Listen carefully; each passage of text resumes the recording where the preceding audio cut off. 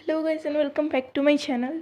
सो यहाँ पर जो हमारी येरिम है वो मिरर वर्ल्ड में जाने लगी थी, तो उसको फील होता है कि कोई उसका पीछा कर रहा है, और वो एक लड़की होती है जिसका नाम भी कांग येरिम होता है। वेल यहाँ पर जो है हमारा सांगवू उसका वॉइस नोट पढ़ता है जिसमें हमारी येरिम ने उसको बोला था कि मैं काउंसलिंग रूम में जा रही हूँ, तो एकदम से भागता है क्योंकि उसे और येरिम को दोनों को शक हुआ था एक साथ में, तो वो पता लग जाता है उसको कि वो गायब हो जाएगी, तो वो भाग कर जाता है वहाँ पर और आवाज़ लगाने लगता है। तभी उसे पीछे से आवाज़ आती है, सांगवो क्या तुम मुझे ढूंढ रहे हो।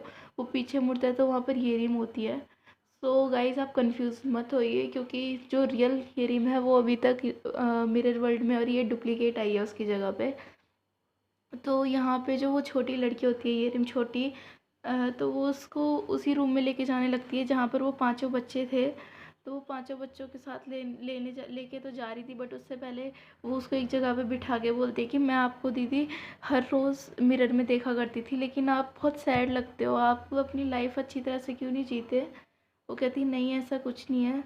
और यहाँ पर रियल वर्ल्ड में जो डुप्लीकेट ईयरिंग होती है वो सांगू से पूछती है कि अगर कल तुम मरने वाले होगे तो तुम आज क्या करोगे। तो वो कहता है कि आज मैं पूरे दिन तुम्हारे साथ हैंग आउट करूँगा।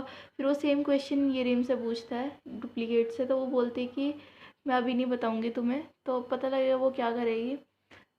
सो नेक्स्ट सीन में हमें दिखाते हैं कि वो क्लास में होती है, और क्लास में वो किसी की भी केयर नहीं करती है और सांगवो के साथ डांस करने लगती है। तो सांगवो से पूछता है कि तो ये सब करना चाहती थी तुम एक दिन में। तो यहाँ पर फाइनली जो छोटी येरिम है वो रियल येरिम को लेके पहुँच जाती है उसी रूम में जिधर वो पांचों बच्चे थे, और वो बोलते हैं कि यहाँ पर है ये स्कैरी उन्नी और ओप्पा। और वो उसको खोलने की कोशिश करती है बट वो खोल नहीं पाती। और यहाँ पर जो है हमारे सांगू को भी उसको शक होने लगा था क्योंकि जो ये रिम है डुप्लीकेट रियल वर्ल्ड में, वो अपने उसमें लॉकर में से वही सैंड वाला देखती है टाइमर, तो उसे याद आता है कि ये मैंने काउंसलिंग रूम में देखा था। और यहाँ से हमारी ये रिम और छोटी ये रिम मिरर से देख रहे थे रियल वर्ल्ड में क्या चल रहा है। और यहाँ पर सांगवो को शक हो गया था, वो उसका पीछा करने लगता है, तो डुप्लीकेट ईयरिंग को शक होने लगता है कि कोई मेरा पीछा कर रहा है, तो वो ऊपर रुकती है और उससे कहते हैं क्या तुम मेरा पीछा कर रहे थे। वो कहते हैं, वो उसको बहाने लगा के वहाँ से चले जाता है, लेकिन अब उसको शक तो हो ही गया था। फिर ये दोनों ईयरिंग देखती हैं रियल वर्ल्ड में कि सांगवो सैंड टाइमर ले लेता है, और फिर थोड़ी देर बाद डुप्लीकेट ईयरिंग आके उसको ही ढूंढने लगती है। तो फिर वो पीछे से बोलता है सांगवो कि क्या तुम इसे ढूंढ रही हो। तो वो बोलती है कि देखो मुझे वो दे दो। वो कहता है मुझे पता है तुम मेरी रियल येरिम नहीं है, और वहाँ से भाग जाता है। और फिर जो येरिम है डुप्लीकेट उसे उसका जो है पीछा करने लगती है। तो पीछा करते करते वो एक मिरर के सामने आके रुकता है सांगवू, और फिर जो येरिम है वो डुप्लीकेट वो भी आ जाती है और उसका गला पकड़ लेती है, और गला पकड़ लेती है और बोलती है कि तुम्हें क्या लगता है, हाँ तुम मुझसे भाग सकते हो। और उससे वो छीनने लगती है सैंड टाइमर। वो कहता है कि मुझे पता है मेरी येरिम ऐसी हो ही नहीं सकती। और ये सब कुछ जो है रियल येरिम और छोटी येरिम अपने मिरर से देख रही थी रियल वर्ल्ड में। और जो रियल येरिम है उसको बहुत ज़्यादा चिंता होने लगती है सांगू की, और चिल्लाने लगती है। तभी जो है मिरर जो है ऑफ हो जाता है स्क्रीन उसकी। तो वो छोटी बच्ची से कहती है क्या हुआ, इसे क्या हुआ। तभी पीछे से होमरूम टीचर आते हैं और उस बच्ची को जो है कैंडी देते हैं।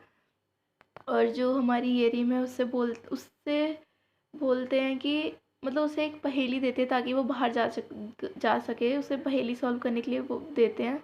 और वो पहेली होती है कि ये जगह मेरे लिए स्वर्ग जैसी है। तो ये जगह, लेकिन कुछ लोगों के लिए ये जगह, वो सोचने लगती है, वो एकदम से सोच के बोलते हैं नाइटमेयर। ये अगर आपके लिए स्वर्ग है तो ये जगह हमारे लिए नाइटमेयर है, यानी कि एक बुरा सपने जैसे है। तो वो बोलता है सही। तो फिर अब येरिम समझ जाते हैं कि अगर बुरा सपना है नाइटमेयर है तो इसको मैं अपने आप से कंट्रोल कर सकती हूँ। और वो अपने आप को कंट्रोल करने लगती है और वो रियल वर्ल्ड में पहुँच जाती है जहाँ पर डुप्लीकेट येरिम उसे देखकर जो है बहुत ज़्यादा कंफ्यूज हो जाती है और उस पर अटैक करने लगती है कि तुम यहाँ पे कैसे आई। लेकिन अब जो रियल येरिम है उसने पूरा कंट्रोल ले लिया था उधर, तो वो उसे अपने अंदर समा लेती है, मतलब डुप्लीकेट येरिम को। तो सब कुछ ठीक हो जाता है अभी तो।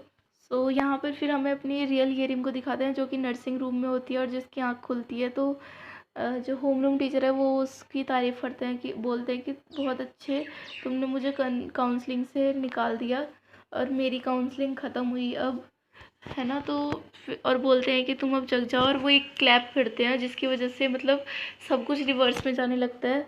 सब कुछ जो कुछ भी हुआ था रिवर्स में जाने लगता है, और रिवर्स में जाते जाते जो हमारे जो होमरूम टीचर है वो भी पीछे पीछे जाने लगते हैं और गायब हो जाते हैं।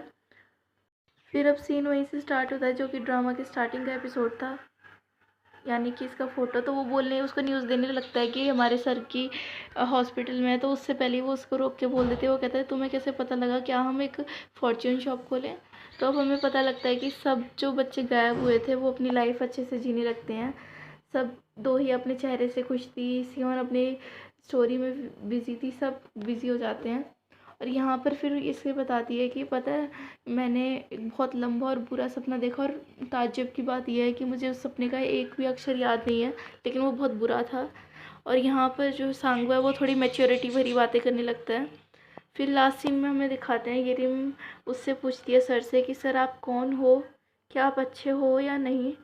और इसी के साथ हमारा ये ड्रामा होता है ख़त्म। Hope you guys